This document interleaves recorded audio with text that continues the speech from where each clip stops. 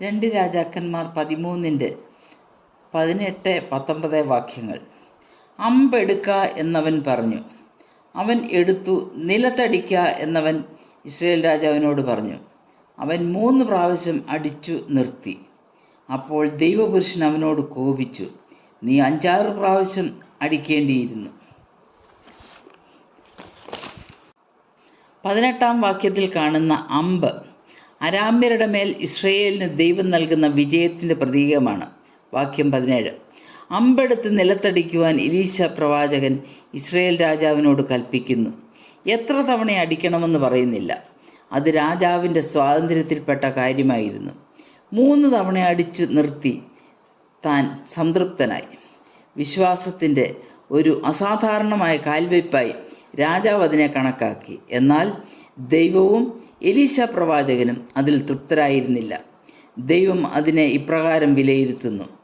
നിനക്ക് ചിലതെല്ലാം ലഭിച്ചതൊന്നും നിസ്സാര കാര്യമല്ല.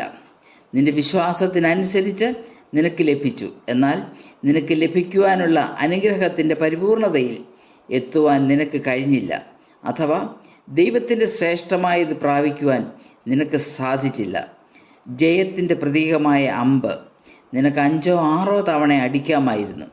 ഉള്ള അനുഗ്രഹം കൊണ്ട് നീ തൃപ്തി അടഞ്ഞു. നിനക്ക് വേണ്ടി കൂടുതൽ കരുതിയിരുന്നു. അരാമ്യരുടെ മേലുള്ള വിജയത്തെ നീ പരിമിതപ്പെടുത്തി. ഇത്ര തവണ അടിക്കണമെന്ന് എന്നോട് കൽപ്പിച്ചിട്ടില്ലല്ലോ എന്ന് രാജാവിന് പറയാം.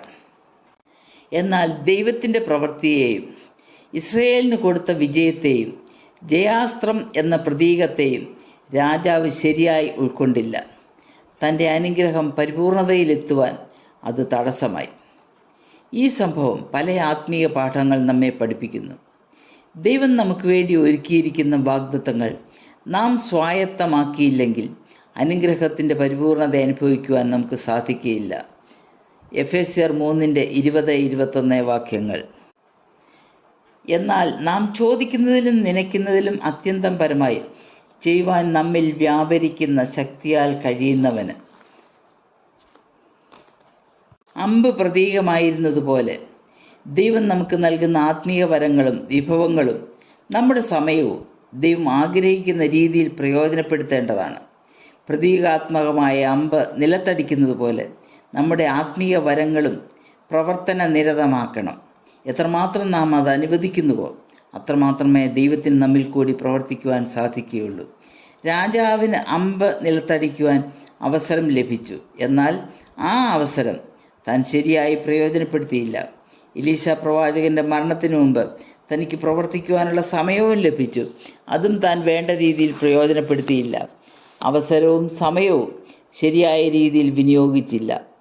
Time and tide wait for none. ഈ പാഠം ഉൾക്കൊണ്ട് ദൈവത്തിൻ്റെ ശ്രേഷ്ഠമായതിനു വേണ്ടി നമുക്ക് കാംക്ഷിക്കാം. അവസരവും സമയവും ശരിയായ രീതിയിൽ പ്രയോജനപ്പെടുത്തുവാൻ ദൈവമായ കർത്താവ് നമ്മെ ഓരോരുത്തരെയും സഹായിക്കട്ടെ. ദൈവത്തിൻ്റെ നാമം മാത്രം മഹത്വപ്പെടട്ടെ.